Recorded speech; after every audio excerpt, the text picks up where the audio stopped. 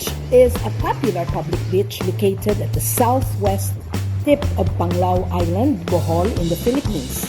The beach is situated less than 2 miles from the Bohol Panglao International Airport.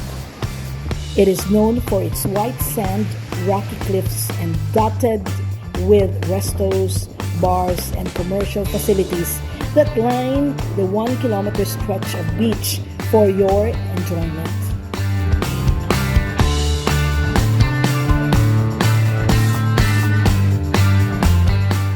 It is the most developed beach in Bohol and now one of the top tourist destinations in the country.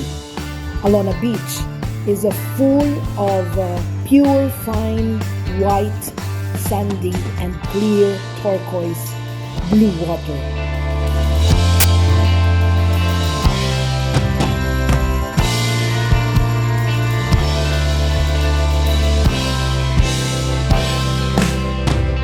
The place has many restaurants and fancy resorts, live music shows, good drinks, and food. Alona Beach showcases its coral white sand.